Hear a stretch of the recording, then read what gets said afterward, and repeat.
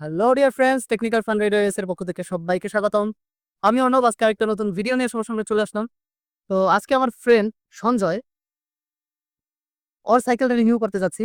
তো গত পরশুদিন মানে 2 দিন আগে, এটা হচ্ছে 21 তারিখ, না 21 তারিখ, এপ্রিলের 21 তারিখ 2025 একটা নতুন সাইকেল কিনছে। এবং এই সাইকেলটা হচ্ছে সবার পরিচিত ভেলোস লিজিয়ন 30। এবং আমি নেটে দেখছি ভেলোস লিজিয়ন 30-র উপর সেরকম ইন্টারাক্টিভ কোনো ধরনের ডিটেল ভিডিও তেমন একটা নেই বললেই চলে। তো ভাবলাম যে আমার বন্ধুর সাইকেলটা নিয়ে আজকে একটা রিভিউ ভিডিও হয়ে যাক। এটা আমার ইউটিউব চ্যানেলের প্রথম রিভিউ ভিডিও। সো চলুন শুরু করা যাক।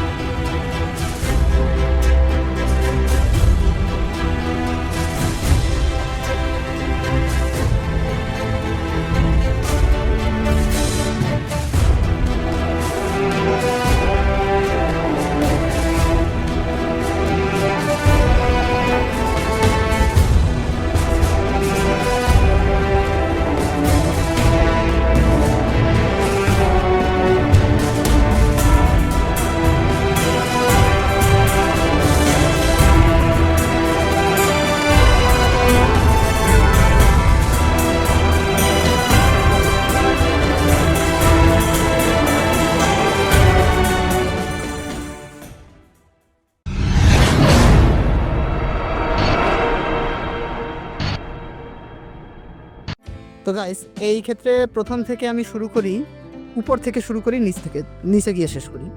তো উপর থেকে যদি শুরু করি, প্রথমেই দেখতে পাচ্ছেন 700 এর একটা হ্যান্ডেলবার ইউজ করা হয়েছে এই সাইকেলটাতে। সাধারণত ভেলোসের প্রায় সব সাইকেলেই 700 মিনিমাম 700 এবং সর্বোচ্চ গেলে 720 পর্যন্ত হ্যান্ডেলবার দেখা যায়। এবং তারপরে হচ্ছে এটার শিফটার এখানে ভেলোস যেহেতু, এখানে কিন্তু সব অরিজিনাল শিমানো শিফটার ইউজ করা হয়েছে। এটার মডেলটা আমার সঠিক মনে নাই, কিন্তু এটা হচ্ছে 3x7 স্পিডের অরিজিনাল শিমানো একটা শিফটার। এই শিফটারটা আই থিঙ্ক কিনতে গেলে অরিজিনালটা 850 টাকার মতো পড়ে। আর দেন এখানে ব্রেকের কথা বলি, এটা হচ্ছে সবচেয়ে ইন্টারেস্টিং পার্ট হচ্ছে MT200 অয়েল ব্রেক। দেখতে পাচ্ছেন অরিজিনাল MT200 অয়েল ব্রেক, এটার সাথে বিল্ট ইন ভাবে দেওয়া হয়েছে। ভেলোসের এইটাই সবচেয়ে কম দামি সাইকেল যেটার সাথে MT200 অয়েল ব্রেক আছে। এবং ভেলোসের যে সাইকেলটাতে অয়েল ব্রেক আছে সেটা শুরুই MT200 থেকে। এর চেয়ে নিচে কোনো লোকাল অয়েল ব্রেক কিন্তু ভেলোস কখনো ইউজ করে না। এবং স্টিম হিসেবে ব্যবহার করা হয়েছে ভেলোসের নিজস্ব একটা স্টিম, এবং এটা মোটামুটি একটু লম্বা স্টিম রাইডিং করার জন্য। তো এটা দিয়ে স্টান্ট করা যায় না যে তেমনটা না, কিন্তু স্টিমটার উদ্দেশ্য কিন্তু রাইডিং করা। এই সাইকেলটা রাইডিং পারপাসে তৈরি, স্টান্ট পারপাসে না। দ্যাটস ওয়াই এটার ফ্রেম সাইজ 18, মানে অনেক বড় সাইজ। এবং পুরোটাই কিন্তু অ্যালুমিনিয়াম এবং খুব লাইট বডি, বেশ ভালোই লাইট বডি। আমারটার থেকে মনে হয় হালকাই, মানে ধরলে যেরকম ফিল হয় আর কি।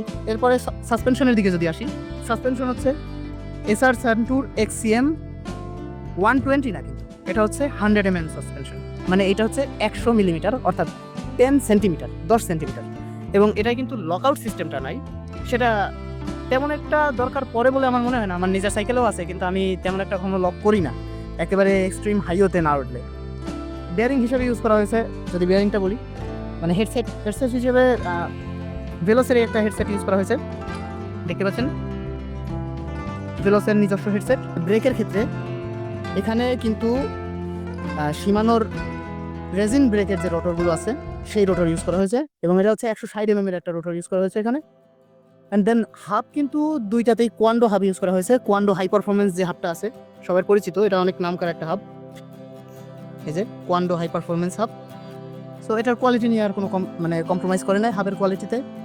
রিম হিসেবে ভেলোসের এই নিজস্ব রিম ইউজ করা হয়েছে, এবং দুইটা হাবেই কিন্তু কুইক রিলিজের হাব। দেখতে পাচ্ছেন কুইক রিলিজ, অর্থাৎ জাস্ট এই লিভারটা টান দিয়ে চাকাটা টুক করে খুলে ফেলানো যাবে। এটা খুবই হ্যান্ডি যখন কোনো জায়গায় সাইকেল বহন করার দরকার পড়ে সেই ক্ষেত্রে। আর ক্যাবেলিংয়ের ব্যাপারে যদি বলি, ক্যাবেলিং হচ্ছে ব্রেকের ক্যাবেলিংটা শুধুমাত্র বাইরে দিয়ে গেছে, এই যে বাইরে ব্রেকের ক্যাবেলিংটা বাইরে দিয়ে, এবং শিফটারের ক্যাবেলিং কিন্তু টোটাল ইন্টারনাল ক্যাবেলিং ইউজ করা হয়েছে, মানে ফ্রেমের ভিতর দিয়ে গেছে কেবলটা, এবং এই নিচ দিয়ে এই যে পিছন দিয়ে এই যে ফুটা দিয়ে বের হয়ে গেছে। এরপর যদি বলি ক্র্যাঙ্কসেটের কথা, ক্র্যাঙ্কসেট হিসেবে ইউজ করা হয়েছে শিমানোর একটা ক্র্যাঙ্কসেট, এবং শিমানো যেহেতু আর কোনো এখানে কিছু বলার নাই। আর গ্রুপ সেটের বাকি অংশ নিয়ে যদি একটু কথা বলি, আমার সবচেয়ে বেশি যেটা ভালো লেগেছে, যদিও এখানে 7 স্পিড ফ্রি হুইল ইউজ করা হয়েছে, কিন্তু ডেরা হিসেবে কিন্তু ইউজ করা হয়েছে শিমানো অ্যাসেরা, অ্যালটাস না কিন্তু অ্যাসেরা, অ্যালটাসের থেকেও নেক্সট লেভেলে যেটা, অর্থাৎ খুব ভালোভাবেই কিন্তু এটা 8 স্পিড সাপোর্ট করবে। 8 স্পিডের বড় যে ক্যাসেটগুলো আছে সেই ক্যাসেটগুলোও কিন্তু এটাই সাপোর্ট করবে। আর ফ্রন্ট ডেরা হিসেবে ব্যবহার করা হয়েছে শিমানো টর্নি, শিমানো টর্নির একটা ফ্রন্ট ডেরা, এবং এটা কিন্তু অরিজিনাল শিমানো টর্নি, কোনো ডুপ্লিকেট পার্টসের ধারে কাছে যায় না ভেলস কখনো, এইটা সবসময় মাথায় রাখবেন। এইটাই হচ্ছে ভেলসের একটা মানে পপুলারিটি, যার জন্য সবাই ভেলসের পিছনে দৌড়ায়, মানে সোজা কথা বলতে যেটা। এবং বিবি সেট, হেডসেট, বেয়ারিং, মানে এই হাব সবই কিন্তু full bearing set up. So bearing set up যেহেতু, এখানে কোনো ধরনের ওই অল্প কয়েকদিন পরেই ঠক ঠক ঠক ঠক করা এই ধরনের কোনো ধরনের ঝামেলা ফেস করতে হবে না। এবং এইখানে প্যাডেল হিসেবে ব্যবহার করা হয়েছিল মেগনার একটা প্যাডেল, কিন্তু পরবর্তীতে আমার বন্ধু আপডেট করে সেটার ওয়েস্ট বাইকিংয়ের একটা অ্যালুমিনিয়াম প্যাডেল লাগিয়ে নিছে, তার পছন্দের, তার শখের একটা প্যাডেল। সো এটা বেয়ারিং প্যাডেল তো খুব স্মুথ, এটা ঘুরেই আরেক মজা। মনে হয় যেন কি এইটার উপর ভর করে যদি চাক্কাটা ঘুরতো তাহলে আরও ভালো হইতো। বিশেষ করে এই জায়গাটা দেখুন, এই জায়গাটা স্ট্যান্ড স্টিল। এবং যেহেতু আমার বন্ধুর মডিফিকেশন নিয়ে কথা বললাম, সো সেই ক্ষেত্রে আরও কিছু মডিফিকেশনের কথা বলে রাখি যেটা সে করছে, যেমন লুকিং গ্লাস, হর্ন লাইট, এটা সবাই লাগায়। বার এন্ড, এই জিনিসটা কিন্তু লম্বা সময় চালানোর সময় খুবই কাজে দেয়। যখন হাত ব্যথা হয়ে যায় এখানে ধরতে ধরতে, তখন কিন্তু এই জায়গায় খুব আরামসে হাত রেখে চালানো যায়, খুব মানে রিল্যাক্স একটা ফিল হয়, যার জন্য এটা থাকাটা খুবই ভালো একটা বিষয়। সো এই সেটআপটা মূলত হ্যান্ডেলবারের সেটআপটা মূলত আমার কাছ থেকে প্ল্যান, আমার সাইকেল ওই একই রকম সেটআপ, সেটা থেকেই আর এই প্ল্যানিংয়ে আসা। এবং সিট পোস্টের কথা যদি বলি, তাহলে সিট পোস্ট হিসেবে ভেলসের সিট এবং ভেলসের সিট পোস্ট, এবং সিট পোস্টটা কিন্তু মারামারি করার মতো লম্বা একটা সিট পোস্ট। সো হাইট নিয়ে কোনো কম্প্রোমাইজ নেই। ফ্রেম সাইজ হচ্ছে এটার 18, এটার আরেকটা সাইজ পাওয়া যায়, সেটা হচ্ছে 17 সাইজ, কিন্তু আমার বন্ধু সে 18-র পাগল, তাই 18 নিছে। তো গাইস, সাইকেলের ব্যাপারে আশা করি সব কিছু বলে ফেলছি, আশা করি কোনো কিছু বাদ নেই। যদি এটা আমার প্রথম ব্লগ, তারপরেও যদি কোনো কিছু বাদ থেকে থাকে অথবা কোনো জায়গায় কোনো ধরনের সমস্যা হয়ে থাকে, অবশ্যই আমাকে কমেন্ট করে জানাবেন কোন জায়গায় কোন ধরনের সমস্যা আছে কিনা। তো টায়ারের ব্যাপারে যদিও বলা হয় নাই, টায়ার হিসেবে ভেলসের নিজস্ব একটা ওই বিটের টায়ার ইউজ করা হয়েছে, এই যে বিটের টায়ার, যেটা কিনা আমার সাইকেলের সামনের চাকায় আমি আলাদা করে পরবর্তীতে লাগিয়ে নিয়েছিলাম, ওই যে ক্যারেটিস এটা। আর নজেলটা কিন্তু মোটরসাইকেলের যে ভ্যালভটা ওইটা যে দেখতে পাচ্ছেন, তো এখানে চাপ দিলে সব হাওয়া বের হয়ে যাবে, কিন্তু সেটা করা ঠিক হবে না, শেষে বেচারা বাসায় যাবে কেমনে, তাই না বন্ধু? তো যাই হোক, সাইকেলের ব্যাপারে সব ডিটেল জানা হয়ে গেল।